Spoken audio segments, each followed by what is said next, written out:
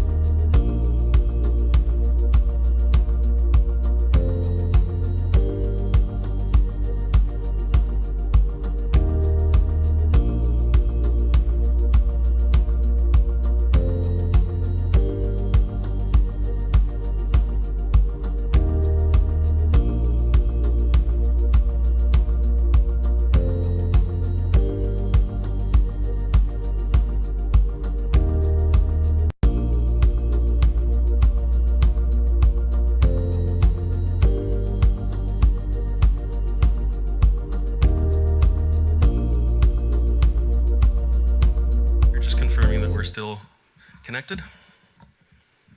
Yes, I can hear you.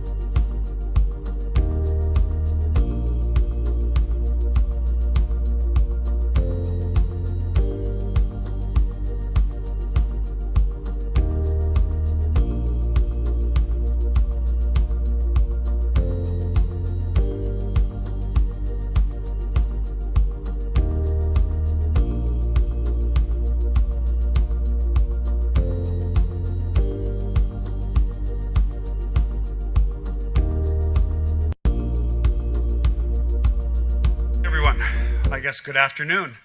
I'm so excited I can't even get the time of day right.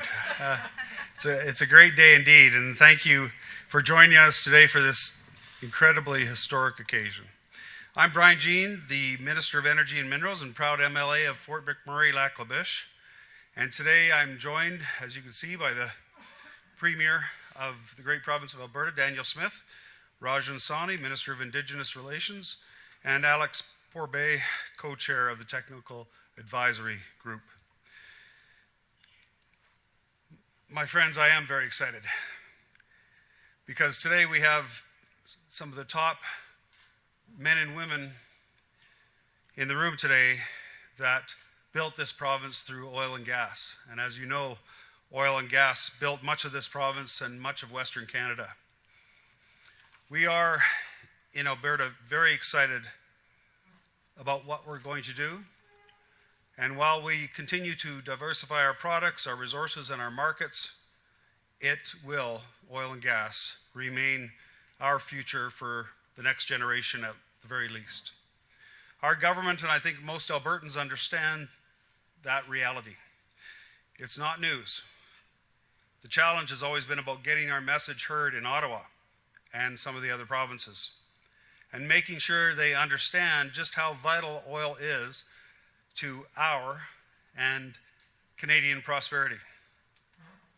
I'd like to turn the podium over to our Premier, who will tell us just how we're preparing to show Canadians from coast to coast our commitment to turning this great country into an energy superpower and helping generations of Canadians have a better quality of life. Thank you.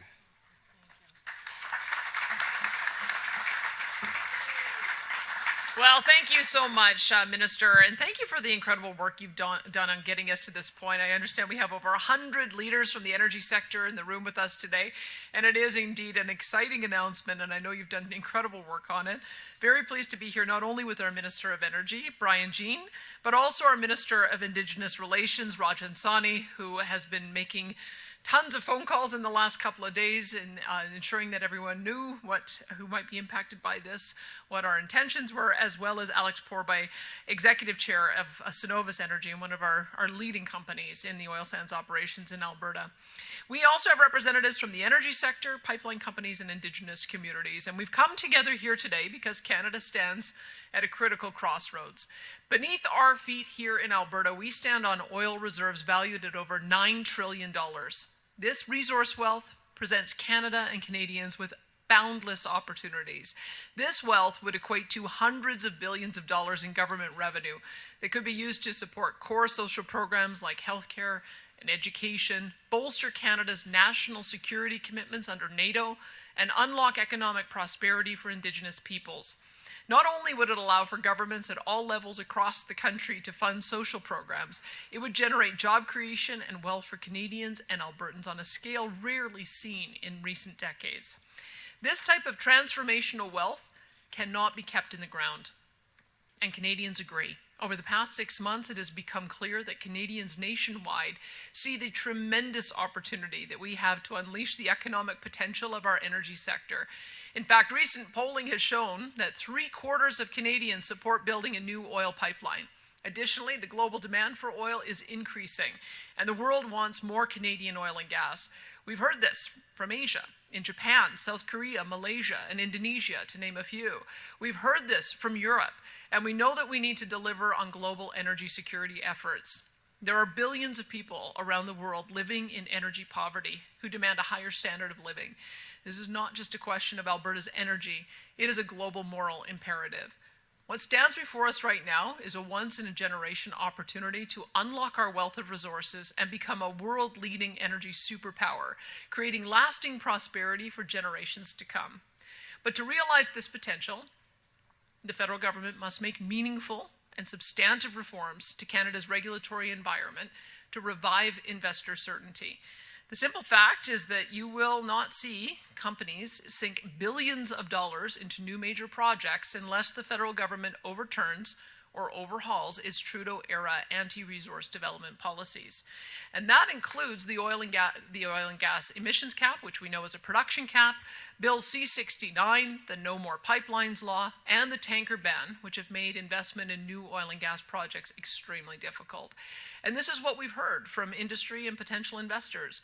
They will not invest in a new pipeline with these bad laws and regulations in place. You can't build a pipeline to the Northwest Coast and still have a tanker ban. You cannot have an emissions cap that is so aggressive that companies would have to shut in operations in order to achieve it. And you can't have enthusiasm to export natural gas and win the AI data war and then have punitive policies against using natural gas on Alberta's electricity grid. Now, I've made this case abundantly clear to the Prime Minister, and what I can tell you is this, that I am more optimistic now than I have ever been over that the concerns of Albertans are finally being heard. While we still have details to work out, I do look forward to reaching an agreement that will profoundly benefit Alberta and Canada's economies. Major investment is what grows our economy, creates jobs, prosperity, and enhances our standard of living. And without question, a new oil pipeline to the Northwest BC coast would have the greatest economic benefit of any new nation-building project. For example, had we completed the Northern Gateway project, the Energy East project, and the Keystone XL pipeline project, Canada's GDP today would be $55 billion stronger each and every year. We cannot let another opportunity of this economic magnitude pass us by again. And that's why we are announcing that the Government of Alberta will be the proponent of an oil pipeline to the Northwest BC coast, with the support and technical advice of 3 major pipeline companies, including Southbow, Enbridge, and Trans Mountain. Our government will make a formal application to the Federal Project Office under the Building Canada Act. Today, we are beginning the engagement process with Indigenous groups across Alberta and British Columbia to ensure that they can be part of this nation-building effort. That conversation must begin with Indigenous engagement, not as a checkbox, but as a foundation for relationship building, trust, and shared leadership. This will lay the groundwork for full and thorough consultation as this project meets regulatory milestones. To be clear, though, this is about more than just fulfilling a legal duty to consult. It's about working together from the beginning to ensure that we get it right this time, informed by Indigenous perspectives and experiences. We also want to have Indigenous partners at the table as owners to participate not only as holders of territory, but as co-owners of a project and an asset that will provide wealth for First Nations for generations. Our Indigenous Relations team, led by Minister Rajan Sawhney, will develop and lead an engagement plan in collaboration with First Nations across both provinces. You'll hear more details about this from the Minister shortly. And to get this nation-building pipeline project underway, Alberta's government is committing $14 million to the technical design and detailed application design. To be clear, Alberta taxpayers will not be on the hook to build this pipeline. But this initial investment is crucial to get this important work underway, and we cannot let billions in investment and future revenues continue to flee our nation. We have worked closely with our pipeline companies to chart a path forward so that we can provide a detailed plan to be approved by the federal government. This work will be guided by an expert advisory committee with a dedicated full-time project management team that includes the top pipeline experts in North America. And it is my hope, with Alberta as the proponent, that we will see this pipeline project on the next list of nation-building projects announced by the federal government come Grey Cup in November. With today's announcement, Alberta is prepared to answer the call to support global energy security efforts while creating lasting prosperity for Albertans and Canadians for generations to come. Thank you, and I'll turn it over to the Minister.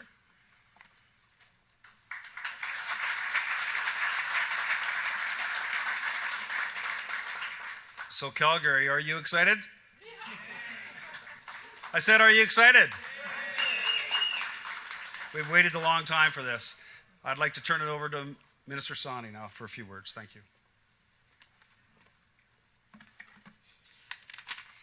Thank you very much, Minister Jean, and thank you, Premier Smith, and thank you to all of you for being here today. It means a lot to us.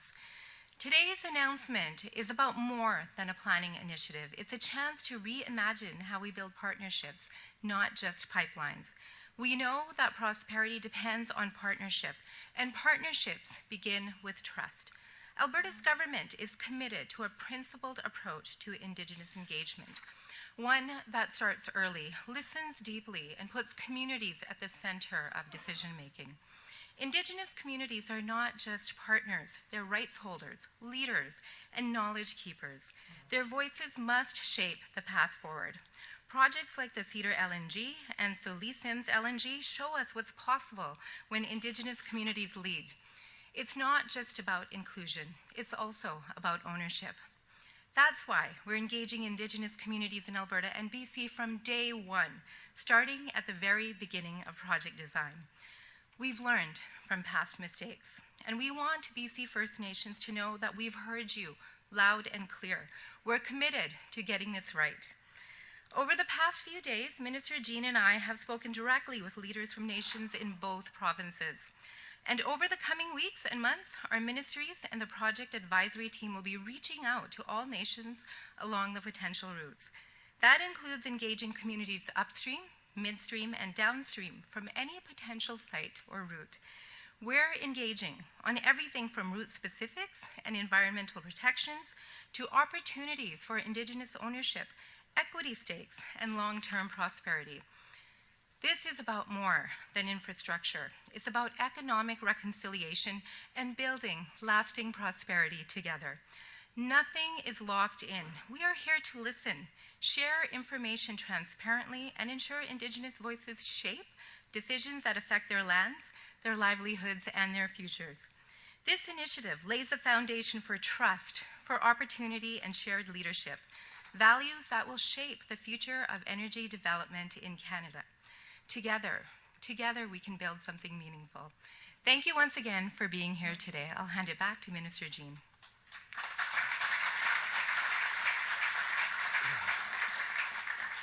Thank you, Minister Sawney, and thank you especially for your leadership, Premier. She's just an amazing Premier, and I have to say it. Next, I'd like to introduce and call on the co-chair of the advisory groups, Alex Porbet. Alex, please, come on up.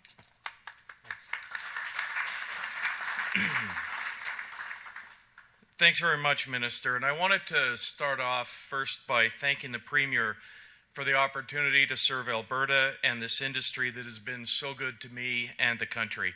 I also want to thank the Premier for the courage to step up and try to break the logjam that has stood in the way of pipelines and greater industry development in general. As a representative of the energy industry, I can tell you that the industry believes that under the right conditions, Canada really can become an energy superpower, something that will benefit Canada and all Canadians. Recently, over 90 energy executives joined in signing a letter to the Prime Minister asking him to move faster in making the regulatory and policy changes that can make Canada a country where big projects can once again be built, and a country that can attract the global capital to build projects of national significance. In the last few decades, pipelines have lost billions of dollars in investment in pipelines that could not get the regulatory or political gatekeepers to reach final investment decisions. When people started talking this year about how a pipeline to the West Coast could be a project that should be in Canada's national interest, I immediately saw the challenge. After the experience of the past decades of years of wasted effort and billions of dollars in wasted development costs, no pipeline executives would go to his or her board of directors and ask for development money to build a pipeline in Canada. Industry told the Prime Minister and the federal government exactly that. The response from the federal government has been clear. They would only consider changes when asked by a proponent. No one from industry would be a proponent without the changes first. The Premier has called this a chicken and egg problem, and it is a problem she has decided to take on. Alberta will be the proponent to get this project designated and to get important regulatory changes made. Alberta will step up with a small early investment to break the logjam. The federal government will then have to deliver will have to deliver in the right regulatory environment. This project makes sense to industry and will be investable. The collective team that will assist in advising and supporting the government has hundreds of years of experience in all aspects of pipeline projects, from Indigenous outreach and partnering experience to environmental expertise and science and engineering of major pipeline projects. Our role will be to help advise the government on how to develop the safest pipeline ever built with the maximum levels of support from Canadians and local communities. I'm very happy to join the Premier and the technical advisory team to get these changes and to get this project through. Thanks very much.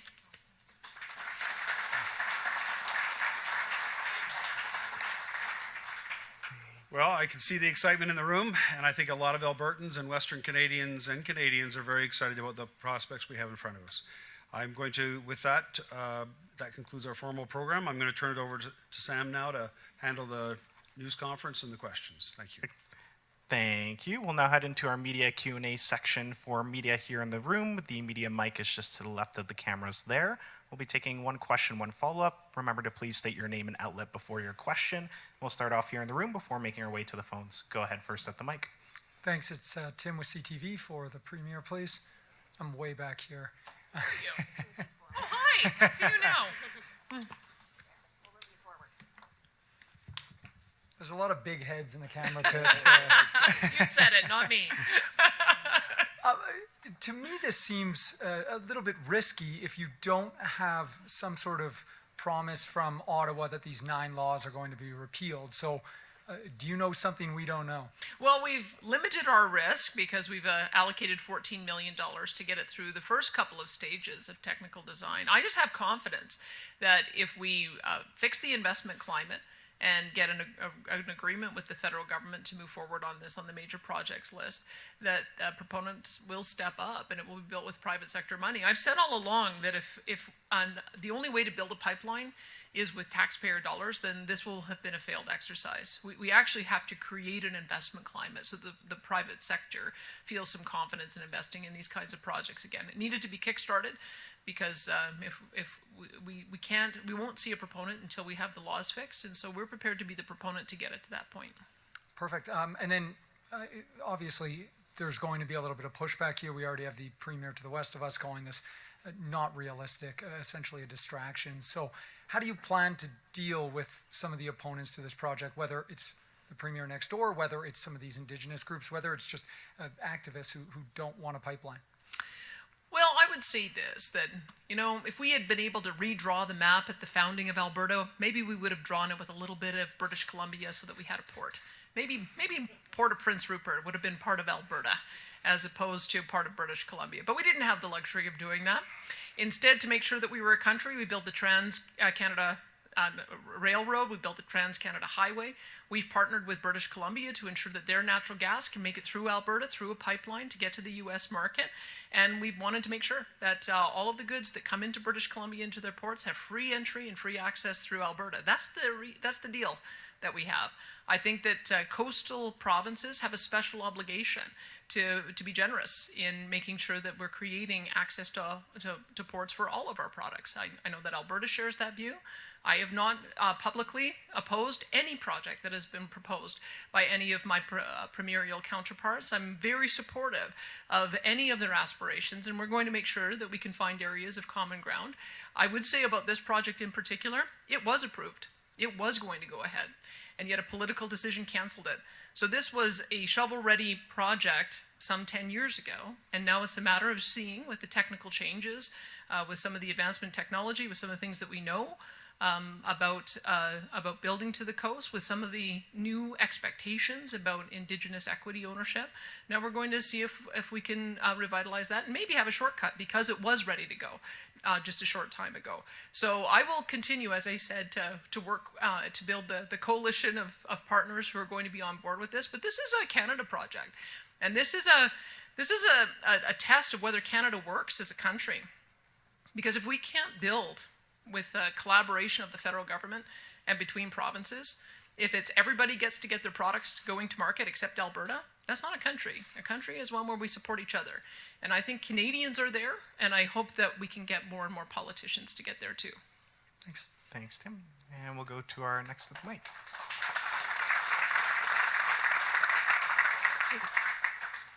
Hi, Lauren Krugel, Canadian Press. Following up on that, could you talk a little bit about what kind of conversations, if any, you've had with Premier Eby recently leading up to this? Has he been given the heads up that this was coming? And how confident are you that, it's possible to persuade him that this is in Canada's interest? I did give him a courtesy call on Monday to let him know that this was coming.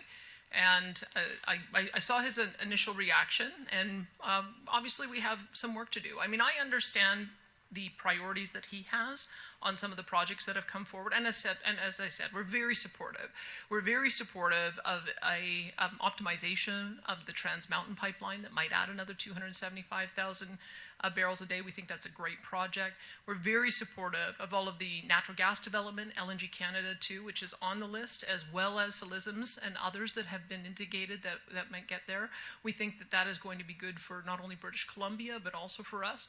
We're also very supportive of talking about ways in which we can build interties so that we can assist BC in times where they have drought, in being able to provide a secure energy backup and vice versa.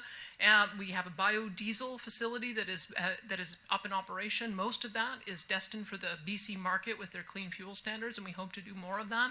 So I like to build with the other premiers on areas in which we agree. We don't always agree on everything all the time, but I think we've got a lot of common ground to start from. And I think as we continue on and build the relationships that will be able to I hope, win him over. I might want to get my Indigenous Relations Minister, though, to respond to that too, because I know that she's been making many, many calls to Indigenous leaders as well, and I think she could probably tell you what kind of reaction she's gotten there. Yes, thank you, Premier. So like the Premier, I was on the phone on Monday calling many Indigenous leaders, both in BC and Alberta, and the responses were different from what you may have expected about 10 years ago, 8 years ago. There was more support than I had anticipated, and of course there are concerns about environmental protections, but the fact that we're engaging early and we're being transparent and having very respectful conversations certainly helps. This is not consultation. We're just talking about the initiative, and I have heard from many Indigenous leaders that they're very interested in equity ownership and being part of this energy infrastructure. So we're pleased with what we've heard. We know that there's a lot of work to do, and engagement has to be frequent, and it has to be, as I said before, transparent and very respectful. Thank you. And I had a follow-up actually for you, Minister Sani. I'm fortunate that you're up here.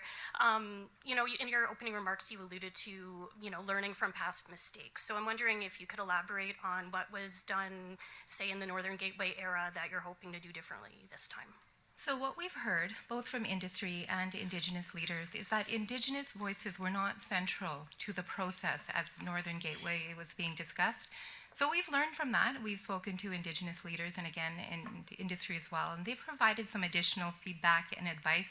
And the key piece of advice was to pick up the phone, go to the community, meet people where they're at, and tell them what it is that you hope to do, and really listen to their concerns and do whatever you can to alleviate or mitigate. So those are some of the learnings that we're taking with us, and we're certainly going to spend a lot more time in the engagement process. Thank you. We're going to take 2 more questions from the floor here and then go to the phones. I would also like to address some of the technology has changed, in particular on pipelines. They can tell now with some of the technology, they can tell when a moose walks across the top of a pipeline. Now we have double-hulled tankers. Some of the strictest laws, navigation and marine laws in the world come from Canada. So we have an abundance of change on the West Coast that wasn't there at the original time as well, and we've seen the significant change that's made. Go ahead. Hi, Premier. Megan Podkins, Financial Post. Mr. Porbet spoke a little bit to this, but can you address this aspect of this enterprise, which is why does the Alberta government need to be involved at all? Isn't planning a pipeline kind of the straightforward part, the part that the private sector is really good at?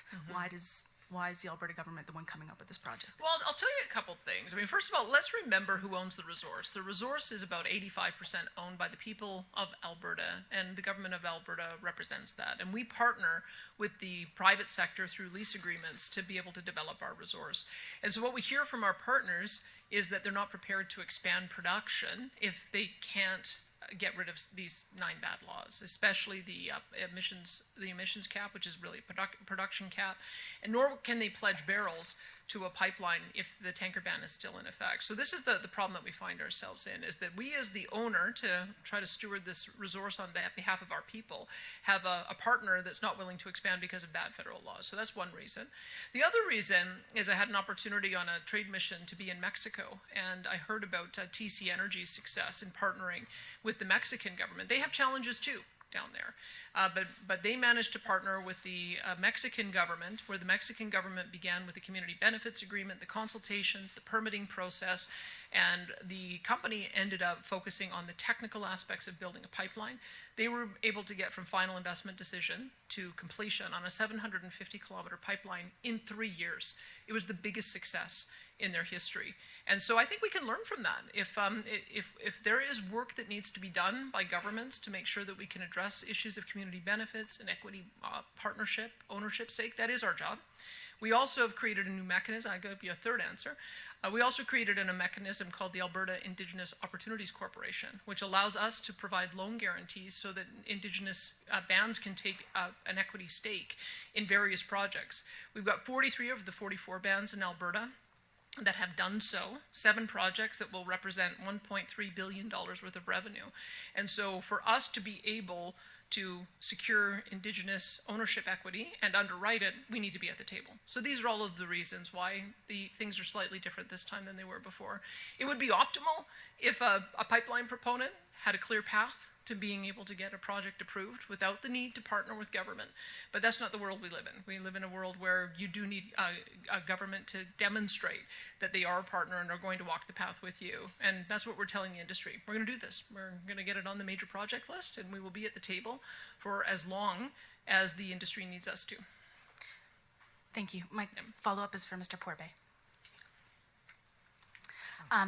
How did, could you speak a little bit to the volume of this pipeline? How did the 1 million barrels per day size, how was that arrived at? And also, what is the producer's perspective on this? You spoke about why the pipeline firms aren't necessarily going to their board directors with, looking for authorization to proceed with, as a private proponent leading this charge. What is the producer perspective, though? Are these producers prepared to commit barrels? Those are good questions, Megan. I'll try to hit them. I don't know if I'll do it in the exact order, but I think it goes without saying, and the Premier talked about this a little bit in her comments. Alberta has some of the best oil and gas resource in the entire world. Depending on who you look at, we're 3rd or 4th overall. We have the world's most stringent environmental rules. We have the rule of law. We are a safe place to invest. Companies would love to invest in growing production in this province, but there's a really sad reality right now, is that it doesn't do my company or any company any good right now to materially grow production if we cannot get that production to global markets. And that's the problem we find ourselves in right now. And if we were able to have a regulatory regime that was understandable, transparent, but people understood what it would take to get projects permitted, to get pipelines permitted and built, I think you'd see an incredible renaissance of growth coming out of the Alberta oil and gas sector. In terms of 1 million barrels, and maybe the Premier, the Minister might want to talk about that too, but I think 1 million it's a nice round number. I think it is a scale of growth that our industry can chin up to over the next decade or so if we have that pipeline. If we're able to permit and build that pipeline, I think that's something that the Alberta industry could do. We could fill that pipeline over a reasonable period of time, and it would be a huge benefit to the Canadian economy, all the provinces, and obviously the people of Alberta. Thank you. Thanks. We'll take one more from the mic here and then head to the phones. Hi, this is a question for Alex. It's Chris Farkle from the Calgary Herald. Alex, in a previous career, you had some involvement in pipelines, Energy East, Keystone XL, and you know how they obviously ended up. Yeah, you can see the scars on my back. Yeah. So what's different this time? What makes you think, 10 years later, that you can secure federal support to get a project across the finish line? I think a lot has changed, and you heard Minister Sani talk about that with respect to Indigenous views in many cases. But, you know, I think right now, I'll give you my own personal take. Canada is facing great challenges with respect to our economy, affordability, housing, you name it. And we have a revenue problem with our country and with our government. And the Premier hit this in her remarks. This is truly a nation-building kind of a project. A project of this scale would add many, many billions of GDP a year to the Canadian economy, and all the benefits that would bring in terms of incremental tax revenue, employment. You know, I think Canadians have also realized that we will always have a continuing challenge about balancing environment and the economy. But I think what a lot of people have realized is that the world right now really needs energy security, and it needs energy affordability. And I think there was a view maybe 5, 6, 7, 8 years ago that the oil and gas sector was a sunset industry, that all of that energy would be replaced by solar farms, wind farms, giant batteries.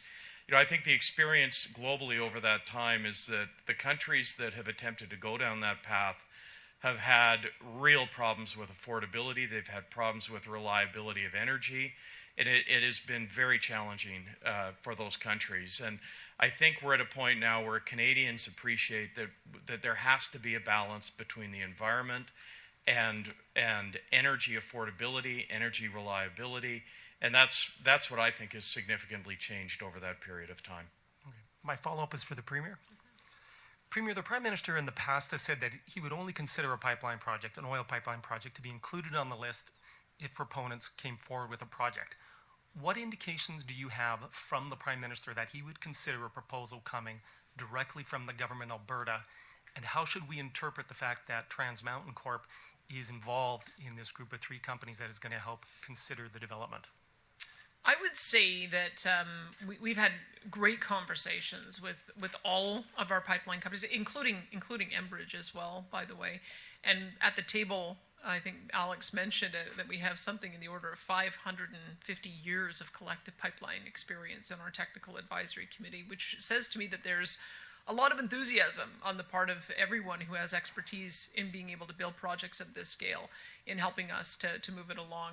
I think Trans Mountain sees an all-of-the-above approach. We've been very supportive of their aspirations to expand their production, whether through compression or some of the other mechanisms that they're using to dredging the second narrows. So I think what they see is that because we understand that things can be staged, supporting Trans Mountain, supporting Enbridge's expansion of its main line, and this is a project that if we start today, may be able to be commissioned and start up within 5 to 10 years. So I think that it's all a matter of scale, but I think it enhances the projects of every pipeline company for us to be talking about a project of this particular scale. I don't think the Prime Minister will be surprised. I've told him that you can't build a shiny new pipeline if there's no one willing to put the production in it. And to be able to get the producers like Cenovus and others to be willing to expand production, we've got to address the bad laws, the tanker ban, the emissions cap, the ban on being able to talk about emissions performance, that so-called greenwashing bill, among the convoluted process for approvals through C69, all of those things.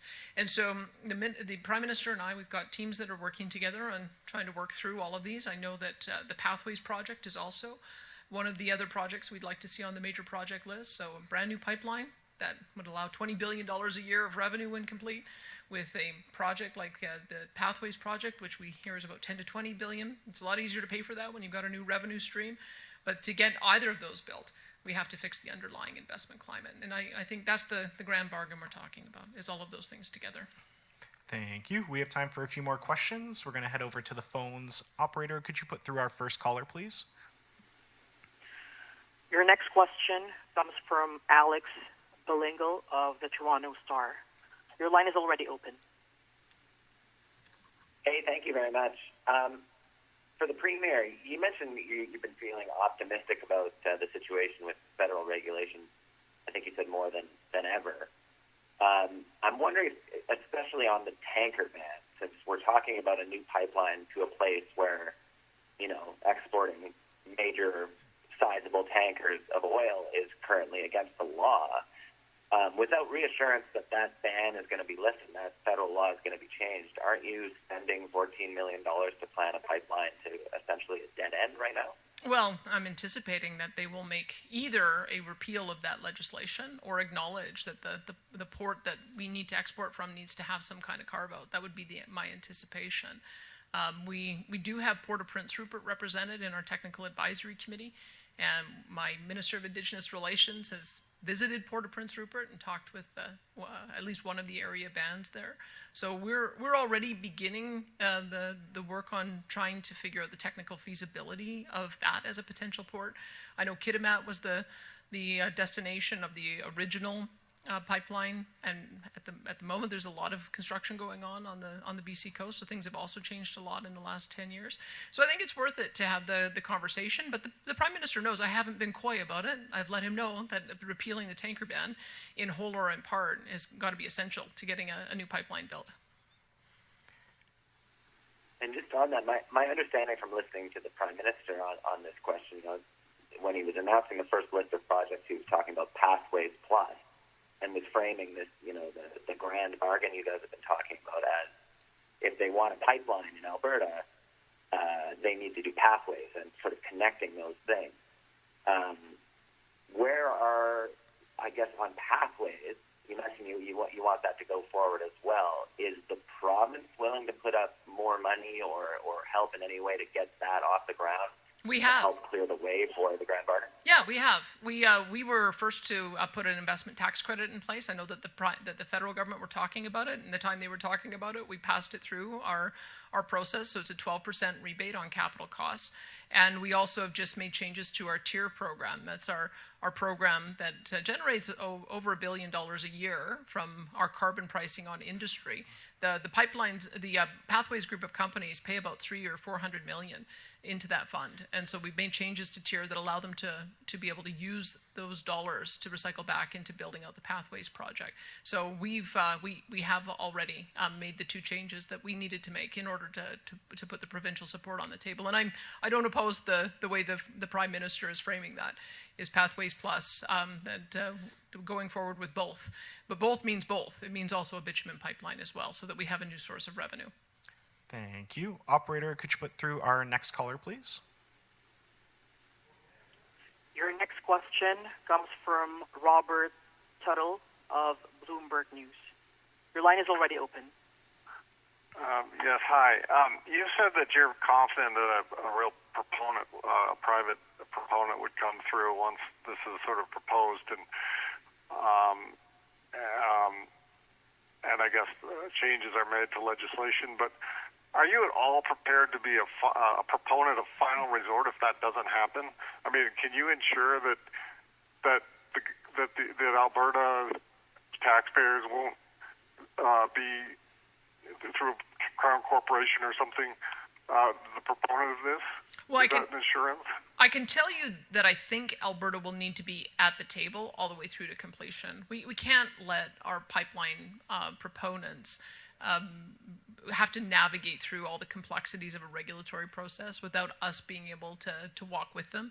I think that the requirements of Indigenous consultation mean that we should be at the table. We've developed an expertise now over the intervening number of years with our Alberta Indigenous Opportunities Corporation, and so I think that they will want us to walk the path, and we will provide our Alberta Indigenous Opportunities Corporation loan guarantee to ensure that there's an equity stake for Indigenous partners. So that's all the reasons why we will be at the table.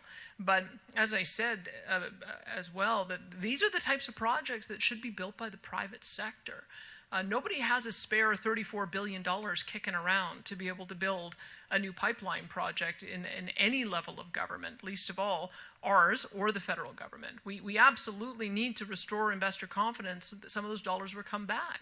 And you have to remember, we calculate there's something like $500 billion worth of potential investment dollars that have exited our market in the last 10 years because of these bad policies. So I have every confidence that if we get this on the major project list, it falls in that 2-year window. We walk with our partners every step of the way and get Indigenous equity ownership in it. I have every confidence that the ultimate construction will be done by the private sector. And that will exclude government ownership or provincial ownership, is that correct? Well, as I said, we have a loan guarantee mechanism that we are prepared to use, and that's part of the reason why we'll stay at the table. But if you're asking me if I'm prepared to spend $34 billion on a government-funded pipeline, the answer is no. And I think, again, it would be a failure of the process if that's the only way to get a pipeline built in this country. We have to repair the process so that we can get private sector dollars back here. Thank you. And we just have time for one more question today. Operator, could you put through our next caller, please? Your next question comes from Amanda Stevenson of Reuters. Your line is already open. Hi there. I'm just trying to better understand the timing here. Like, do you have a sense that if all of the contentious federal legislation that is getting in the way of pipeline construction at this point was removed, that there would be private capital ready to put shovels in the ground like tomorrow? Or is this like a longer-term thing where the private capital would be, you know, this might be something that they would be willing to work towards, you know, a few years from now as they see production from Western Canada rising? Well, what I have heard is that there's a number of different project proposals that could be staged. I think that the Trans Mountain expansion to be able to increase 275,000 barrels per day is probably one of the earlier ones that would be done. Enbridge's, their optimization of their main line probably also would happen earlier than that. But if we want to get something ultimately built of this scale, especially if you look at how long it took to do the actual construction of the Trans Mountain pipeline, if we want something to be able to be in a position to deliver to market in the early 30s, we'd have to start now.